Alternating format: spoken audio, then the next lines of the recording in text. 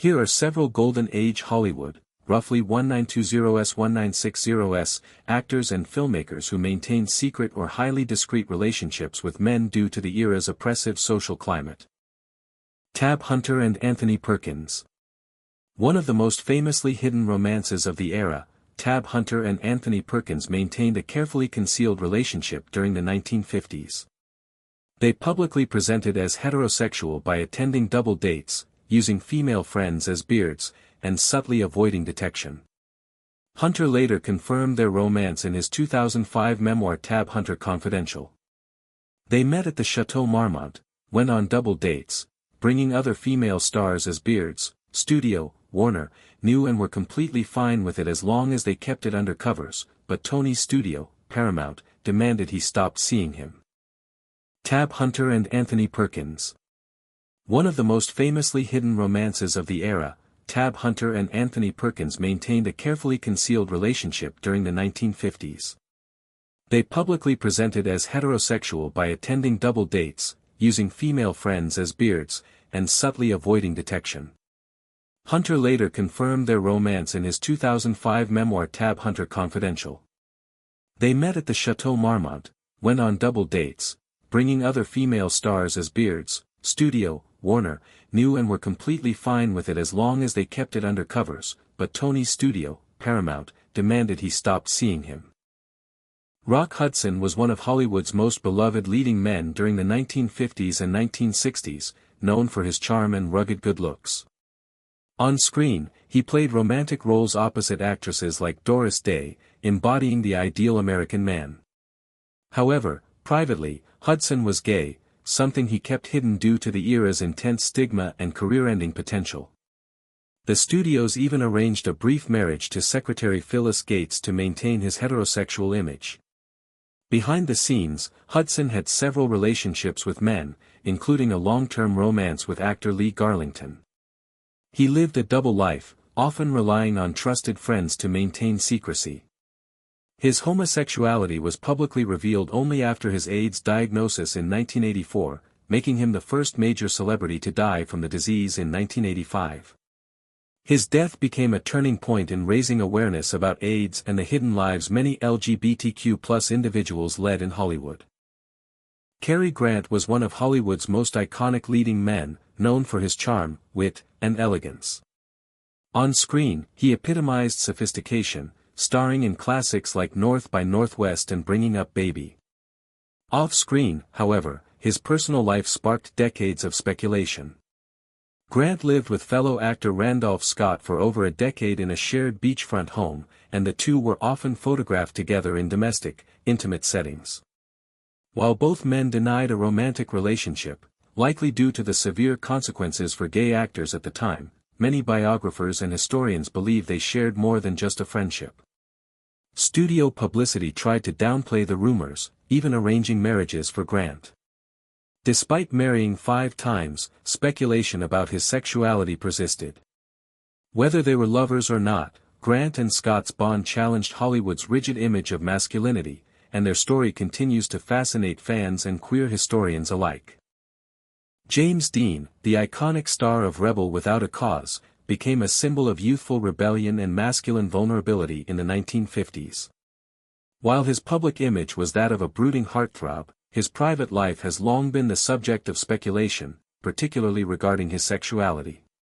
Several biographers and close associates have suggested that Dean was bisexual, engaging in relationships with both men and women.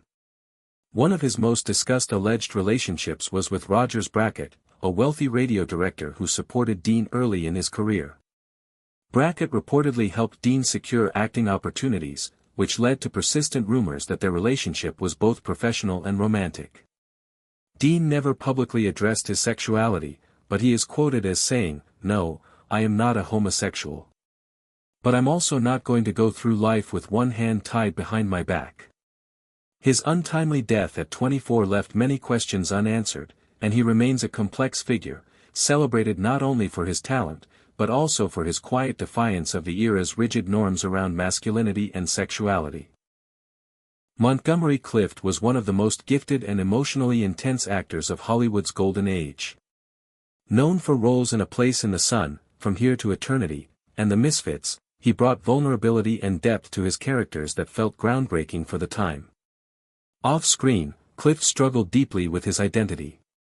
Though he never publicly acknowledged it, those close to him knew he was gay or bisexual.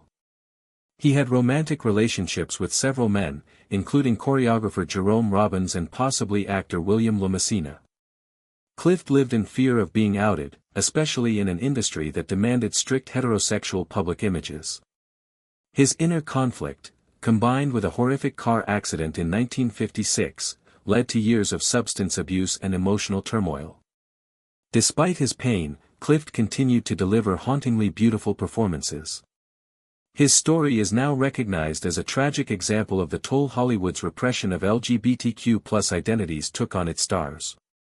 Today, Clift is remembered not just as a brilliant actor, but also as a queer icon who lived authentically, even if quietly, in an unforgiving era. Anthony Perkins, best known for his iconic role as Norman Bates in Psycho, 1960, was a talented actor whose life was marked by complexity and secrecy. On screen, he often portrayed shy, emotionally intense characters, roles that mirrored his own inner struggles. Privately, Perkins was a closeted gay man during a time when being openly queer could destroy a Hollywood career. Before his marriage to photographer and actress Barry Berenson, he reportedly had relationships with men, including fellow actor Tab Hunter and famed ballet dancer Rudolf Nureyev. Despite his growing fame, Perkins lived with a deep fear of being outed, which affected both his personal and professional life. His eventual marriage and fatherhood were seen by some as an attempt to conform to social expectations, though his bisexuality or fluid sexuality has since been acknowledged by historians and biographers. Perkins died of AIDS-related complications in 1992, just 2 years before his wife tragically died in the 9/11 attacks. Today, his legacy is not only cinematic but also symbolic of the pressures faced by LGBTQ+ individuals in mid-20th century Hollywood. Raymond Burr, best known for his roles in Perry Mason and Ironside, was one of television's most recognizable figures during the mid-20th century. On screen, he played tough, authoritative characters, but his private life told a different story. For over 30 years, Burr lived with Robert Benavides, an actor and wine expert whom many now recognize as his life partner. During Burr's lifetime, however, the relationship was never publicly acknowledged due to the era's rigid expectations and the risk it posed to his career. To maintain his straight public image, Burr's studio biography fabricated stories of a tragic past, including a non-existent wife and child who supposedly died young. These invented details helped deflect questions about his private life. After his death in 1993, more information about his long-term relationship with Benavides surfaced, offering a fuller picture of the man behind the roles. Today, Burr is remembered not only for his powerful performances but also as part of a generation of LGBTQ+ actors who were forced to hide their true selves to survive in Hollywood. Sal Mineo was a groundbreaking teen idol of the 1950s, best known for his role as John Plato Crawford in Rebel Without a Cause alongside James Dean. His sensitive and vulnerable portrayal helped challenge traditional ideas of masculinity in Hollywood. While Mineo's public image was that of a heartthrob, his private life was more complex. By the later part of his career, he was openly gay within Hollywood circles, though he maintained discretion due to the era's harsh attitudes toward homosexuality. Mineo dated men and was known among friends and colleagues for his sexuality, but he never publicly came out during his lifetime. His struggles with acceptance and typecasting affected both his personal and professional life. Tragically, Mineo's promising career was cut short when he was murdered in 1976 at the age of 37.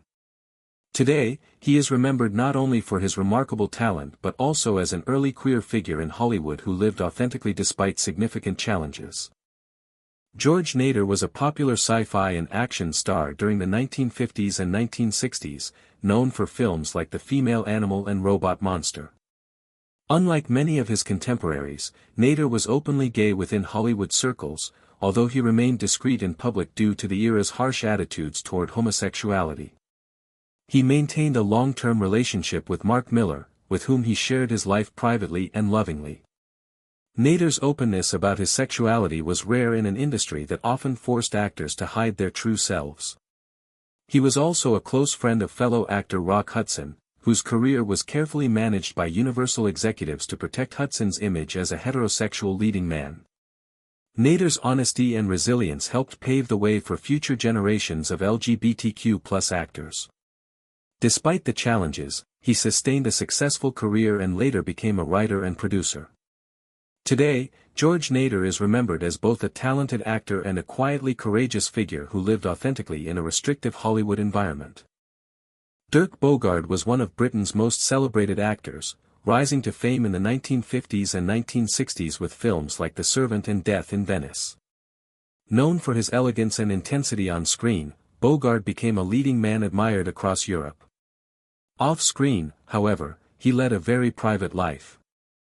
For over 40 years, he lived with Anthony Forwood, an actor and manager, who was widely understood by friends and family to be Bogarde's romantic partner. Despite their long-lasting relationship, Bogarde never publicly acknowledged it, largely due to the social stigma surrounding homosexuality during his era. The pair maintained a discreet household life, supporting one another through personal and professional challenges. Bogarde later became a successful novelist and memoirist, further establishing his legacy. Today, his relationship with Forwood is recognized as an important part of his life story, highlighting the quiet resilience of LGBTQ+ individuals in mid-20th century cinema who had to conceal their true selves while achieving great artistic success. Noel Coward was a prolific playwright, composer, actor, and singer whose wit and style made him one of the most influential figures in 20th century theater and entertainment. Though primarily based in Britain, Coward had significant connections with Hollywood during its golden age. Known for his sharp humor and flamboyant persona, he was widely understood to be gay, though he remained discreet in public due to the era's social norms and legal restrictions. Coward's sexuality was an open secret among close friends and colleagues, and he often used his wit to navigate the complexities of being a queer man in a largely conservative society. He mingled with many Hollywood stars and creatives, influencing and being influenced by the American entertainment scene. Despite the pressures to conform, Coward maintained a successful career, becoming a symbol of sophistication and creative freedom. His legacy continues as a trailblazer who subtly challenged conventions and paved the way for more open discussions of LGBTQ+ identities in the arts.